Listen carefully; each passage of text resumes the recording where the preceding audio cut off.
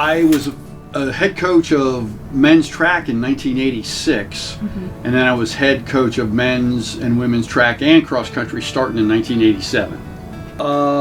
When I left the Rock, I was gone for about 4.5 years, and over the course of those years I would come back and visit Bill Lennox, my at the time former track coach and then turned director of athletics. But he would always say, "Hey Pap, I think you ought to come back and do a graduate assistantship with the track team, and I think one day there might be a position for you here." And so, you know, after I had my 4 years of teaching, I was eligible for a leave of absence for 1 year, which meant I could leave and come back after a year and my job would still be there. So I had a little bit, that kind of was part of it. So I didn't just blindly leave teaching and jump into a graduate assistantship without anything. But, I had the job there if I wanted it. And, as it turned out, I got my master's degree. I hustled through and got it in 2 summers and 1 full year in athletic administration was the degree at that time was called. And at that point I was offered an assistant track and field position along with admissions. I worked in the admissions office part-time as well. So then, that was it. That's awesome. I know that sometimes people are evaluated on winning and losing and that kind of thing, and we've been very lucky here over the years, and we've won quite a few championships and had a lot of great athletes and all that stuff, and that's all been great and all been outstanding. But I'm going to miss the 6 a.m. practices that the cross country team has. A lot of times that we were in the dark, and just little stuff like that, getting together, talking with athletes and the coaches I've met and developed relationships with from the other schools and the coaches here and the administration here. When Bill Lennox, if you ever heard that name, he hired me way back in the day. He was actually my college coach here at the Rock. And then Paul Lucan was the AD for several years, and I'm sure you guys know who Paul is. And he was always great to me in our program.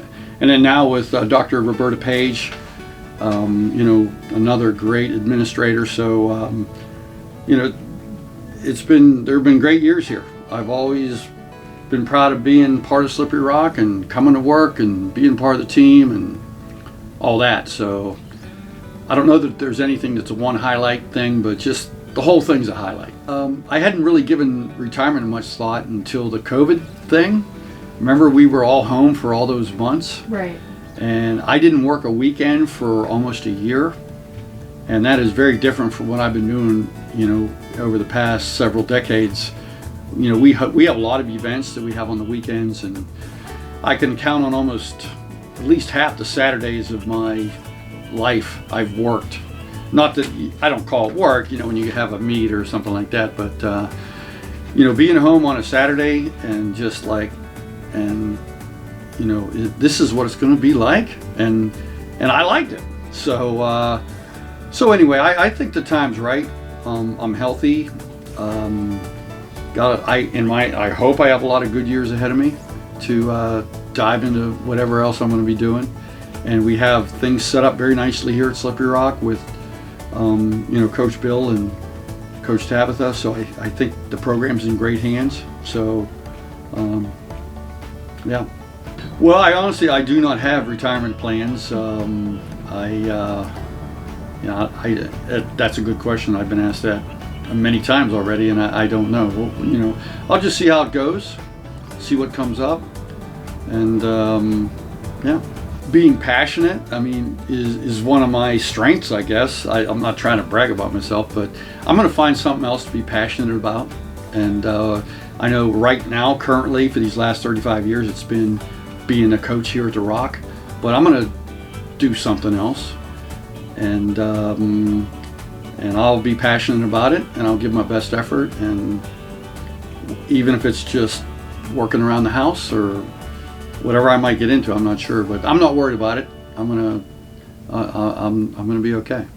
I'm a mountain biker. I do quite a bit of mountain biking.